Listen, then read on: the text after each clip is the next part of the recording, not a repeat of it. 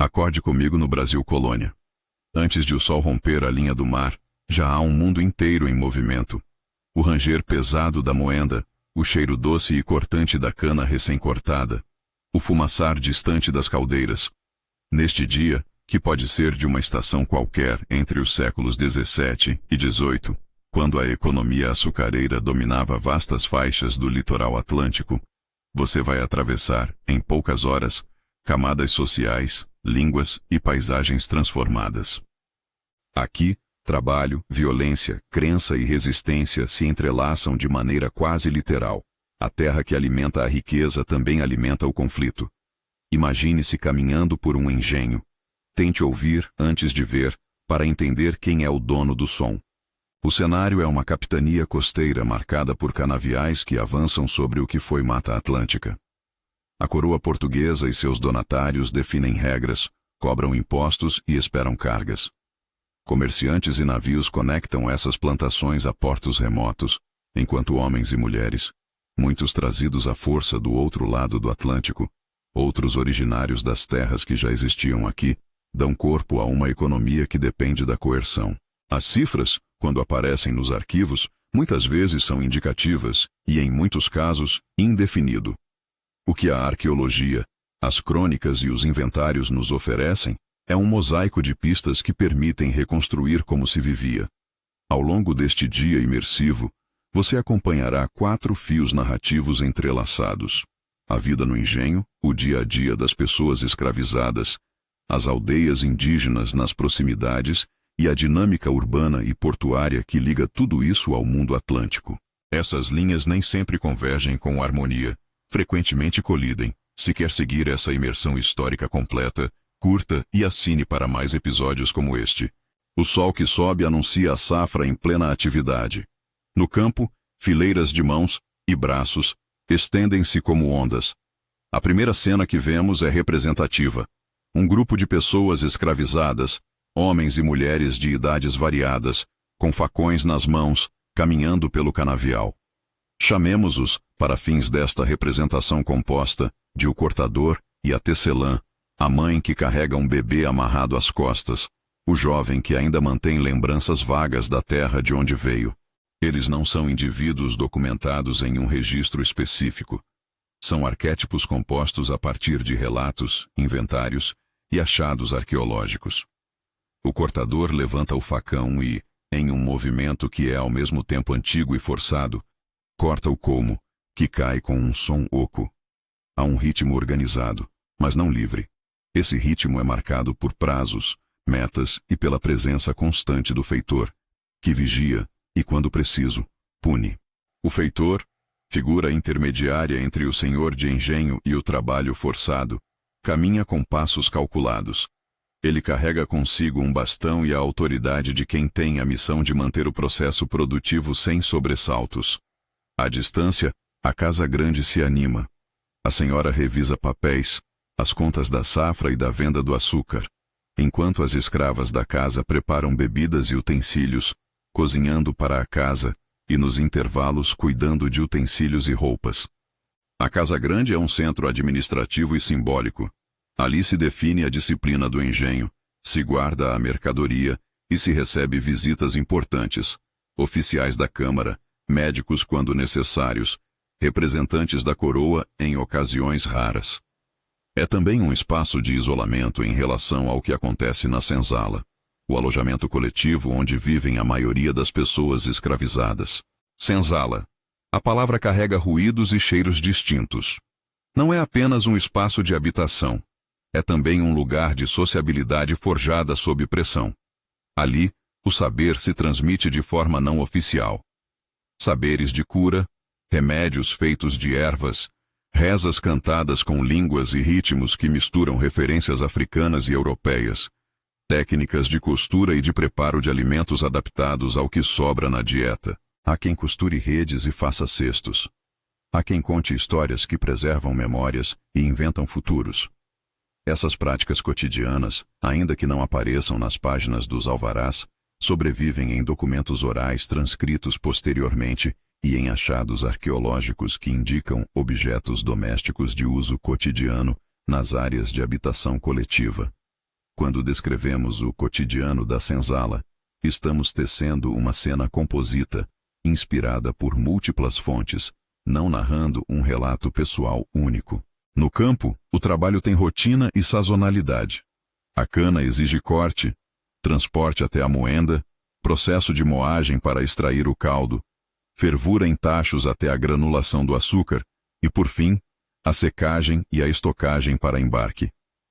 Cada etapa é técnica, exaustiva e sujeita à perda econômica se mal executada.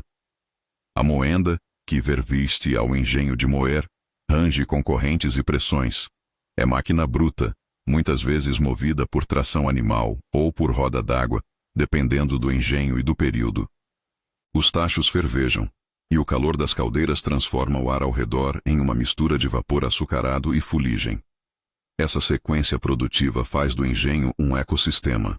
Trabalhadores humanos, animais, fogo e água trabalham em conjunto, e cada falha reverbera nos lucros do senhor e na disciplina aplicada aos corpos que laboram. A senhora do engenho, figura que remete tanto ao poder quanto à administração cotidiana, observa com olhos praticantes as entradas registradas no livro, as contas do armazém, a previsão de embarque para o porto.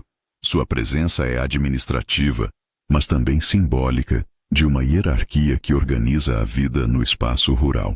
Ela delega, ordena concertos, aceita visitas de representantes da igreja ou da câmara que buscam uma fatia da ordem local. Contudo, é importante não transformá-la em caricatura. Muitos senhores e senhoras de engenho viviam em constante tensão entre manter a produtividade, gerir dívidas em relação ao comércio atlântico e lidar com a ameaça de revoltas ou fugas nas suas propriedades. E a fuga, essa possibilidade está sempre à espreita. Não é apenas um desejo individual, é uma estratégia coletiva conhecida, praticada de diferentes formas.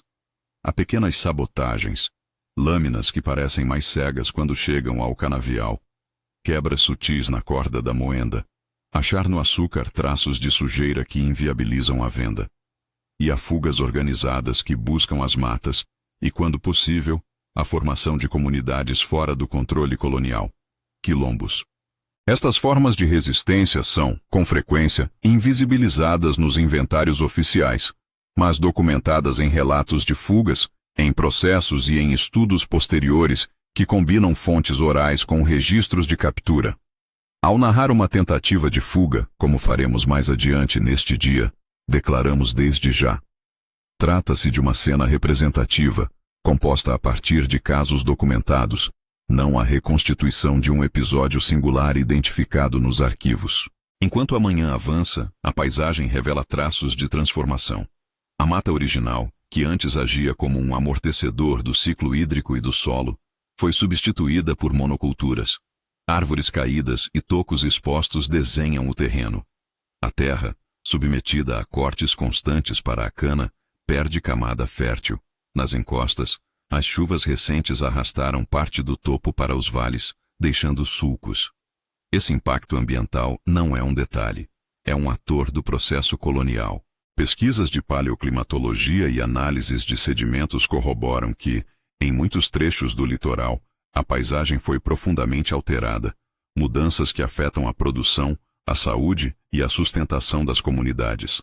Essas transformações ambientais, muitas vezes documentadas por estudos geográficos e arqueológicos, somam-se aos efeitos sociais, formando uma paisagem onde a riqueza para alguns é sinônimo de perda para outros. Ao mesmo tempo, nem todo contato entre aldeia e engenho é hostil. Há trocas, alianças temporárias e relações complexas. Povos indígenas que habitavam a região, categorias que aqui preferimos tratar como povos indígenas locais, quando a identificação precisa é indefinido, negociavam com os colonos, prestavam serviços e também enfrentavam violência. Missionários, em especial jesuítas quando presentes, buscavam converter e reorganizar modos de vida. Algumas aldeias aceitaram certo grau de aculturação, outras resistiram com firmeza. Em muitos casos, a relação era ambivalente. Trocas de alimentos e informações ocorrendo ao lado de incursões punitivas e apropriação de terras. A presença indígena influencia também a alimentação do engenho. Ervas medicinais, técnicas de cultivo e até práticas de caça compõem a dieta de quem vive nessa fronteira. Quando descrevermos um encontro entre a aldeia e o engenho, valerá lembrar que se trata de um padrão representativo, resultado de inúmeras variáveis locais e temporais. No meio da manhã, chega ao engenho um mensageiro vindo do porto. Um pequeno barco trouxe notícias de preços, mercadorias e de um navio estrangeiro que passou na costa. A notícia se espalha rápido, como acontece em comunidades dependentes de ritmos comerciais. No armazém, barris e sacas aguardam a próxima jornada marítima. No porto, comerciantes e feirantes discutem valores, taxas e a disponibilidade de escravizados que chegam de longe, via tráfico atlântico. O comércio de pessoas é, para a economia da época, peça-chave, um dado brutal que exige nomeação. Tratavam-se de seres humanos subjugados à mercantilização. Os arquivos de despacho, quando analisados, revelam rotas e quantidades que variam muito conforme o período e a região. Muitas estimativas permanecem indefinido, mas o padrão de dependência é claro. O porto, portanto, é uma interface direta entre o que ocorre no campo e as demandas do mercado mundial. Açúcar que sai, escravizados que entram, mercadorias que retornam aos engenhos. De volta ao engenho, uma mulher conhecida aqui como a curandeira prepara um caldo de ervas para um menino com febre. A medicina popular circula entre a senzala e, às vezes, chega à casa grande quando necessária. Práticas de cura são sincréticas, mesclando saberes africanos, indígenas e europeus. Alguns remédios funcionam, outros não. Muitos procedimentos não sobrevivem nas crônicas oficiais, mas deixam traços nos remédios caseiros que se perpetuam até o presente. A saúde é frágil. A combinação de moreia, má nutrição e trabalhos extenuantes gera altas taxas de mortalidade, especialmente entre crianças e pessoas recém-chegadas do Atlântico que não estavam aclimatadas ao ambiente. Epidemias ocorrem com alguma frequência. Quando explodem, desorganizam o processo produtivo e causam pânico.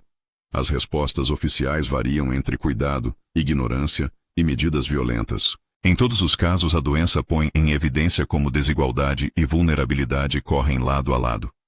No interior da Casa Grande, outro tipo de rotina se desenrola.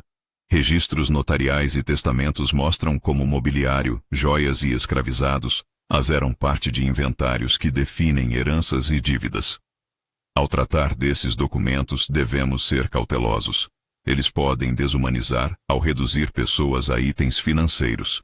Por isso, sempre que falamos em inventários, lembramos que por trás do elenco de bens havia vidas e relações complexas. A administração da propriedade, do pagamento de dívidas às ordens para conserto de um moinho, era um entrelace de cálculos e gestos cotidianos. No campo, a pressão do trabalho aumenta com o calor. O cortador, cuja mão agora tem bolhas, troca olhares com o jovem que observa a linha do horizonte. Além do canavial, a mata parece oferecer uma possibilidade. Mas fugir é caro, periculoso, exige redes de informação, caminhos conhecidos pelos quilombos e a sorte de não ser alcançado pelo capitão do mato, homem que, frequentemente a serviço do senhor, caçava e prendia fugitivos. O capitão do mato, figura ambígua e temida, opera tanto com autorizações locais quanto com interesses particulares. Sua presença é uma ameaça constante. Ainda assim, a história do quilombo permanece como uma resposta organizada. Comunidades livres que nas matas desafiavam o controle colonial, cultivavam autonomia e, em muitos casos, negociavam com aldeias indígenas e com outros colonos. A arqueologia de áreas ocupadas por quilombos revela padrões de habitação, artefatos e práticas agrícolas que comprovam a existência e o caráter durável de muitas dessas comunidades. Ao redor do meio-dia, a moenda é o centro de tudo. O caldo extraído da cana ferve nas caldeiras. Homens esfriam e peneiram. Crianças, quando não são requisitadas para trabalho, correm entre as estruturas de madeira. O barulho é uma espécie de oração coletiva. O som do processo que sustenta o sistema. Para a Casa Grande, é riqueza. Para a senzala, é o ritmo que dita dias e noites. É neste ponto que se nota de forma aguda A tensão entre produtividade e vida. Um erro de cálculo na cocção pode arruinar uma carga, por isso a disciplina é rigorosa. As punições são, em muitos casos, documentadas de forma lacônica nos autos, corrigida com castigo corporal ou submetida à sanção. Descrever essas práticas exige sobriedade. Não se deve sensacionalizar o sofrimento, mas também não há espaço para eufemismos. Castigo aqui significa violência física e humilhação, aplicada para manter obediência e eficiência. E ainda assim, a música. Em momentos furtivos, vozes ressoam entre as paredes de taipa. Cantos de trabalho ajudam a marcar o ritmo da ceifa, e cantigas de embalo amparam crianças. A religiosidade é complexa. Sermões católicos se mesclam a ritos trazidos da África e a práticas indígenas. O sincretismo não é apenas fusão, é também uma estratégia de sobrevivência cultural. Em cerimônias noturnas, que trataremos mais adiante, essas práticas ganham força e dimensão comunitária, afirmando identidades e laços. Enquanto o calor aperta, um emissário da cidade chega com um relatório de saúde pública. Casos de uma febre que se alastra em vilas vizinhas. A notícia viaja rápido para o engenho, provocando inquietação. O senhor de engenho convoca uma reunião com o feitor e a senhora. Planeja-se, com uma linguagem pragmática, medidas que protejam os interesses produtivos. Entre essas medidas, há isolamento parcial das áreas de trabalho, despachos para o porto para retardar embarques e, quando necessário, ordens de expulsão de doentes para zonas de quarentena indefinido. Essas respostas refletem a priorização da economia em detrimento da vida humana, um padrão comum na gestão colonial. Importante recordar, tais decisões raramente consideram as vozes dos mais vulneráveis, são, quase invariavelmente, top-down. A tarde anuncia uma mudança perceptível. Nuvens se formam, prometendo chuva que pode tanto salvar quanto arruinar a safra, dependendo do momento. A natureza aqui é inconstante e é parte do jogo político e econômico. E é nesse fechar de dia que as linhas narrativas começam a apertar. No pequeno pedaço de vila que se formou ao redor do engenho, algumas casinhas, uma capela simples, um armazém, a notícia chega aos ouvidos de quem poderia se movimentar. Há uma chance de fuga, dizem sussurros. Um quilombo próximo teria recebido notícias e ofereceria abrigo.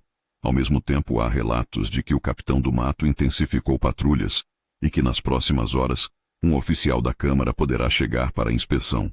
A tensão cresce porque no sistema colonial, pequenos gestos podem desencadear grandes consequências.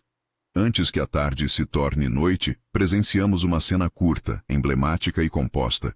A curandeira levando uma bacia com água quente à porta da senzala, encontrando a mãe com o bebê febril. Entre as pessoas, um diálogo breve, dramatizado para invocar o cotidiano, permanece plausível. Dá-lhe o banho de erva e a bênção, diz a curandeira. E se não der certo? Responde a mãe, com a voz marcada por um cansaço que é coletivo.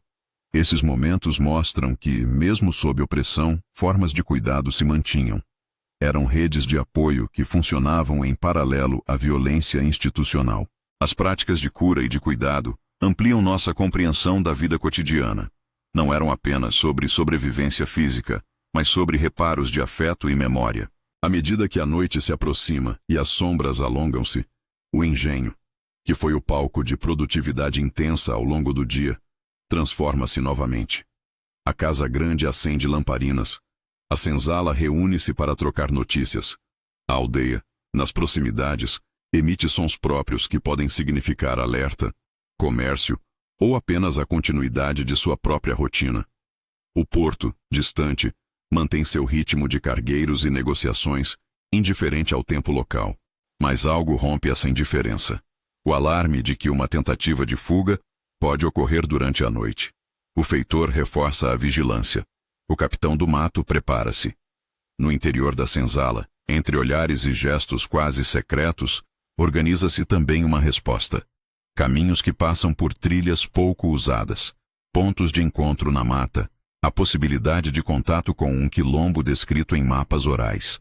O leitor deve lembrar que estas cenas de planejamento são representativas, inspiradas por relatos de capturas, de fugas bem-sucedidas e de negociações entre comunidades livres e fugitivas. É neste ponto de transição entre luz e sombra que encerramos esta primeira imersão do dia.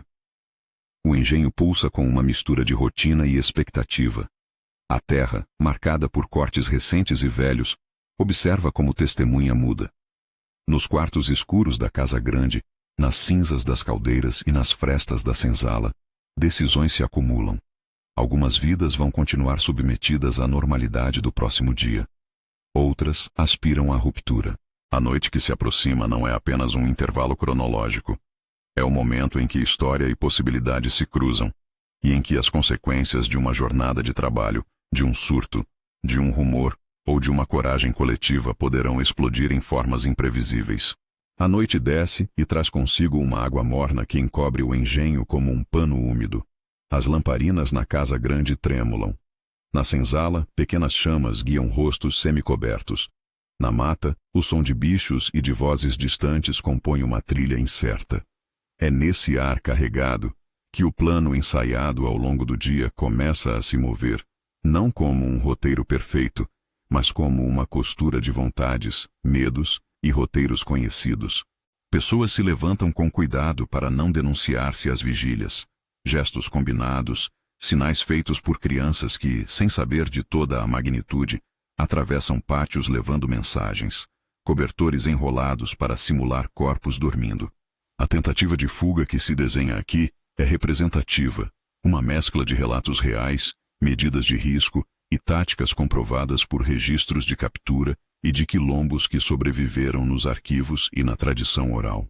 Não é a reprodução de um episódio documentado, mas a narrativa de um padrão. No pátio, sob a lua encoberta por nuvens, um pequeno grupo se reúne. A tecelã traz cordas rústicas feitas de fibras. A mãe, com o bebê amarrado, tem um pedaço de gado emprestado por vizinhos para disfarçar sua saída. O jovem que aprendeu trilhas de fuga com um homem que dizia ter vindo de um lugar onde se vivia livre, é o condutor. A curandeira distribui um pó de ervas para que as pessoas suportem melhor o frio e o cansaço. A estratégia é simples: atravessar a mata ciliar, evitar as trilhas principais, alcançar um rio onde um quilombo conhecido teria, segundo boatos, receptividade. As vozes sussurram instruções e o mundo do engenho por algumas horas parece vacilar. Por fora, a vigilância do feitor é metódica. Ele voltou para checar as cercas. Preferiu não acender fogões que pudessem atrair atenção e, em sua ronda, pressente algo diferente no ar. Talvez um silêncio calculado demais ou um movimento de sombras que foge ao padrão. O capitão do mato, informado por um informante da vila que espera a recompensa, chega com cães que respiram frio e ansioso. A caça, neste caso, é humana. A dinâmica que então se instala é conhecida pelos arquivos: rastreamento, cercos rápidos, negociações. Algumas tentativas de captura acontecem sem muita cerimônia. Outras terminam em confrontos que deixam marcas, físicas e psicológicas, por décadas. O primeiro encontro entre fugitivos e perseguidores, à beira de uma grota, é tenso, breve e igualmente composto. Houve pressa. Alguém pisou em galhos secos. Um som se elevou e rompeu a tensão. Em muitos relatos, o pânico dispersa planos bem armados. Em outros, a preparação resulta em pequenas vitórias. Uma pessoa alcança a mata, outra é ferida e arrastada de volta. Aqui, a tecelã e o jovem conseguem dobrar uma linha de visão e, por alguns minutos, perdem-se entre os cipós. A mãe, coberta pela curandeira, é apreendida com o bebê. O contraste entre a pressa e a duração lenta do medo traduz a matemática cruel do risco. Cada passo é uma aposta. Quando a captura ocorre, a resposta do engenho é exemplar da lógica punitiva colonial. Castigo, venda, processos de destaque por escapamento e, por vezes, espetáculos de punição punitiva que funcionavam como lições públicas para quem restasse. Documentos de cortes locais mencionam multas e ordens de apreensão. E os termos com que a violência é registrada, breves, técnicos, muitas vezes desumanizantes, são, por si só, uma evidência da naturalização da coerção. Em outros casos, quando a fuga alcança sucesso parcial e alguns conseguem atingir quilombos, começa uma nova fase: negociações entre comunidades, reforço das defesas, criação de rotas de abastecimento e, ocasionalmente, ataques organizados para a recaptura. Esses episódios estão presentes nas fontes que estudam comunidades de resistência. Por isso os representamos como parte integrante deste dia. Ao mesmo tempo, outras tensões explodem pelo engenho. A febre que vinha nas vilas vizinhas ganha força entre os mais fracos. Por ironia, a mesma noite que oferece possibilidade de fuga, também é aquela em que a doença encontra corpos desacostumados. A curandeira, que tentara ajudar o menino ao meio-dia, agora vê novos sinais. Calafrios mais intensos, respirações curtas, olhos fundos. O sistema de saúde colonial era fragmentado e desigual. Médicos formados eram raros. Receitas e práticas circulavam, muitas vezes com eficácia parcial. Os remédios mais eficazes dependiam do conhecimento local, ervas nativas, banhos, sangrias ou queimaduras aplicadas ritualmente, e da disponibilidade de profissionais. Quando a doença se espalha, a prioridade da Casa Grande é proteger mercadorias e aparelhos que garantam exportação. As medidas tomadas tendem a privilegiar a circulação do comércio sobre a vida de muitos. Esse padrão é documentado por correspondências entre senhores e administradores da coroa, e aparece em registros de embarque que mostram adiamentos e perdas por contaminação ou por quarentenas indefinido. A luz da manhã seguinte revela as consequências. Corpos que não se levantaram, outros que foram vendidos para pagar multas, rastros de fuga que cruzaram a mata e desfizeram-se em silêncio. No terreiro do engenho, a rotina recomeça com um peso diferente. Para a Casa Grande, o prejuízo pode ser calculado. Dias de produção perdidos, escravizados a menos, multas aplicadas. Para a senzala, o balanço é humano e econômico. Perda de parentes, dispersão de laços, memórias de violência. Para os quilombos, há ganho e perda. Recém-chegados trazem força e também risco de traição, se rastreadores conseguirem seguir os rastros. Do lado indígena, notícias correm entre aldeias. Alguns veem nos fugitivos reforço de mão de obra para empreendimentos autônomos. Outros temem retaliações que deslocariam suas aldeias para áreas mais remotas. Ao longo das semanas que seguem a tentativa de fuga, o engenho se reorganiza. O senhor e a senhora de engenho procuram reparar cercas, reestruturar escalas de trabalho e negociar com mercadores para honrar compromissos. A administração colonial, quando informada, pode enviar ordens de inspeção ou requerer providências que visam a manutenção da ordem fiscal. Em muitos trechos históricos, a presença da Câmara e de oficiais no campo servia para reafirmar a soberania da coroa. Coleta de impostos, aplicação de multas e reforço de práticas legais que tornavam a economia colonial previsível para os investidores externos. Esses procedimentos constam em alvarás e correspondências, embora, frequentemente, detalhes operacionais permaneçam indefinidos. Entretanto, a vida não se limita às medidas repressivas. No interior da senzala, repercorre um tipo de luto e de reorganização social que também é protagonista. Os que ficaram, forjados por laços de parentesco, por estratégias de proteção e por práticas culturais compartilhadas, intensificam rituais de memória. Cantos e rezas, às vezes funestos, às vezes resilientes, marcam noites de vigília. É nesses momentos que o tecido social revela sua capacidade de recomposição. Dividir alimentos, cuidar dos enfermos, repartir notícias e transformar o medo em pequenas rotas de proteção. Essas práticas são documentadas em relatos posteriores, memórias, entrevistas e achados arqueológicos que sugerem espaços compartilhados e trocas cotidianas, e compõem com força a história da resistência cotidiana. Paralelamente nas vilas e no porto, a notícia das movimentações repercute. O comerciante, que no dia anterior negociara sacas de açúcar, agora calcula perdas. O almoxarife do porto imagine redirecionamentos. Marinheiros observam com atenção possível demanda por barcos de retorno para recolher escravizados capturados. O mercado atlântico, por sua própria lógica, transforma trajetórias humanas em mercadoria com uma eficiência perturbadora. Pessoas são listadas em cadernetas, embarcações têm espaços reservados, preços flutuam em função de oferta e demanda. A linguagem dos livros de comércio revela salto de produtividade e de preços, mas também confirma fraquezas, desperdício por arriscados atrasos geoclimáticos, perdas por doenças e resistências. Quando se fala de números, muitos são estimativas. A historiografia econômica aponta para dependência e concentração, mas os valores exatos podem permanecer indefinido. Essas semanas também permitem observar a reação institucional. A justiça local, que se manifesta através de registros formais, administra casos de fuga e de punição com procedimentos que misturam o legal e o arbitrário. Documentos arquivísticos mencionam audiências, relatos de testemunhas, muitas vezes tendenciosas, e decisões que variam conforme o poder local e a influência do senhor de engenho. A igreja, por sua vez, assume papéis múltiplos. Um padre pode oferecer consolo e tentar mediar. Outro pode justificar punições em nome da ordem moral. A presença jesuítica ou de ordens religiosas nas regiões varia muito. Em alguns locais, missionários tentaram proteger populações indígenas ou influenciar práticas culturais. Em outros estiveram compromissados com a manutenção das estruturas coloniais. O papel clerical é ambíguo, sujeito a tensões entre caridade e manutenção da hierarquia social. Enquanto isso, as paisagens continuam a falar.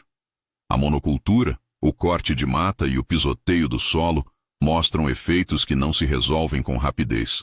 Em áreas próximas a rios, sedimentações alteram leitos. Topos de morro mostram marcas de erosão. A biodiversidade diminui em trechos convertidos em plantações. A água, que antes corria com diversidade de cursos, agora chega com mais sedimentos e menos peixes. Estudos de sedimentos e paleoclimatologia sugerem correlações entre picos de desmatamento e períodos de produção intensa. Esses estudos não são fatos isolados, mas peças em um quebra-cabeça que ajuda a entender como o ambiente foi um coautor da história colonial. A transformação ambiental cria um efeito retroativo. Menor fertilidade, maior necessidade de áreas novas para cultivo, maior pressão sobre aldeias e sobre matas remanescentes. Esse círculo vicioso amplia o alcance da economia colonial e torna a resistência mais difícil. O repertório cultural, por sua vez, é fértil. A comida do engenho é uma mistura que traduz interações. Farinha de mandioca, peixes, pratos improvisados com restos de cana e guisados de carne quando esta chega. O cardápio das mesas varia conforme a posição social. O vestuário também marca distinções. Roupas mais simples e remendadas na senzala. Trajes mais vistosos, ainda que adaptados ao clima, na casa grande. Objetos domésticos recuperados em escavações, fragmentos de cerâmica, botões, restos de utensílios, contam histórias que as contas de inventário não conseguem abarcar. Gosto, hábito, improviso. A religião sincrética traz rezas e ritos em línguas africanas que misturam santos católicos e entidades de tradição africana. Um processo de resiliência e reinvenção espiritual que criou matrizes culturais duradouras. Esses traços, menos visíveis nas ordens oficiais, são cruciais para entender a persistência cultural.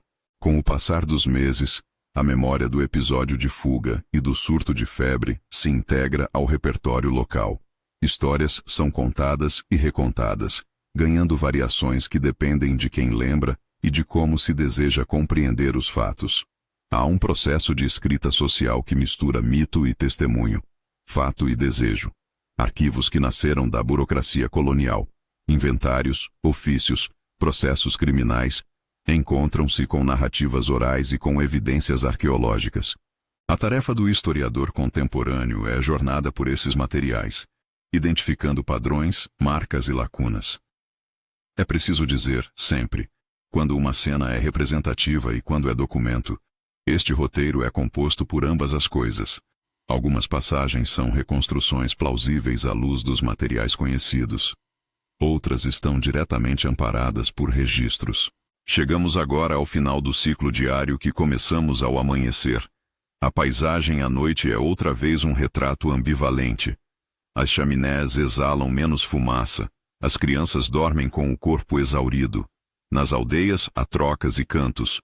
Nos quilombos que acolheram alguns dos fugitivos, a celebração silenciosa, mas também preocupação com possíveis investidas. A geografia do lugar mudou em décadas, e a relação entre seres humanos e território se faz cada vez mais tensa. Do oceano, navios continuam a atravessar rotas que ligam o local a mercados distantes. O que nele é produzido alimenta sistemas globais, enquanto onde ele foi produzido acumula cicatrizes. Uma das lições que emerge desse dia imersivo é a constância daquilo que chamamos de normalidade colonial, um cotidiano construído sobre coerção, mas permeado por resistências, afetos e improvisos. A sobrevivência se faz dentro e fora das regras oficiais. E embora o engenho represente a materialização do poder econômico, sua existência só se mantém porque há uma rede complexa de atores: senhores, feitores, comerciantes, capelães, capitães do mato, jesuítas, indígenas, escravizados e quilombolas, que interagem em campos de força que nem sempre são estáveis. Para compreender o papel do Estado e das instituições, é útil observar como normas legais articulavam práticas econômicas. Alvarás regulavam exportações. Regimentos locais estabeleciam multas.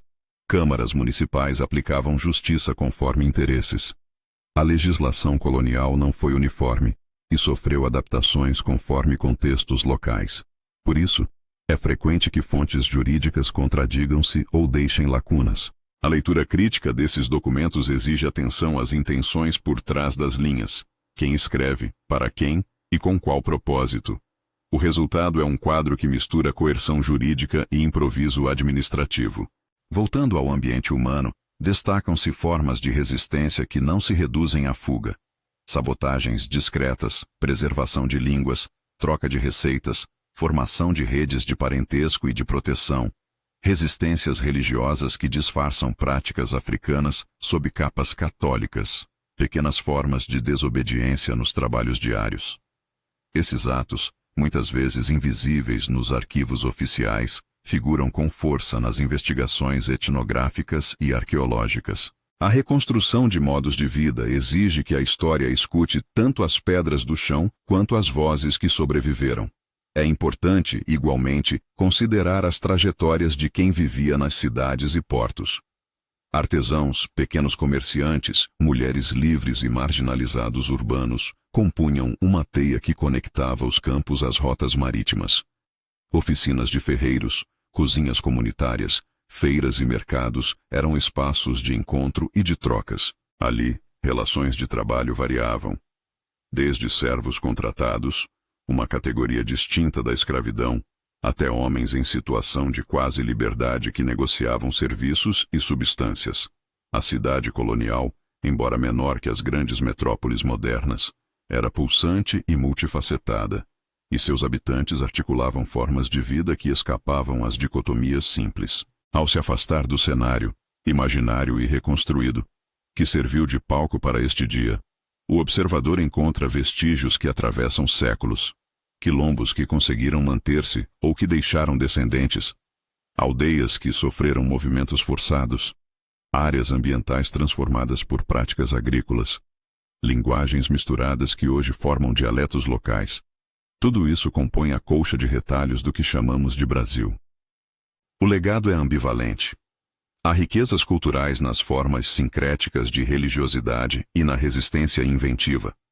Há desigualdades profundas nas estruturas sociais e na distribuição de terra.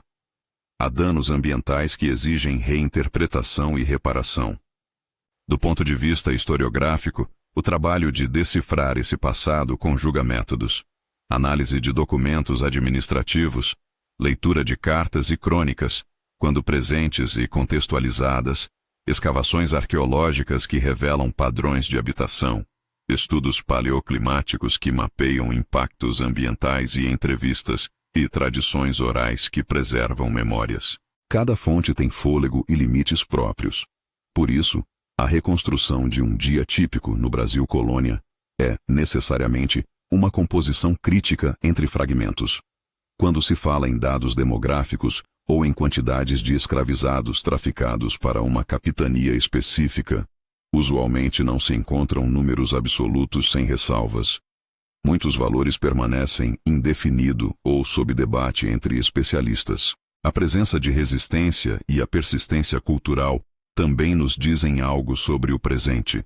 Comunidades quilombolas existentes hoje reivindicam territórios, reconhecimento e reparação. Seus argumentos se baseiam em histórias que atravessam séculos e em práticas continuadas de ocupação e uso do solo. A memória coletiva não é apenas evocação, é também ação política. Ao mesmo tempo, as marcas da desigualdade, latifúndios, concentração de terra, exclusão racial nas dinâmicas econômicas, têm raízes que podem ser traçadas até o período colonial, embora as trajetórias históricas sejam complexas e não expliquem por si só todas as desigualdades contemporâneas. A história, quando bem feita, oferece ferramentas para entender continuidades e rupturas, sem reduzir o presente a um destino predeterminado. O enquadramento ambiental também carrega responsabilidades.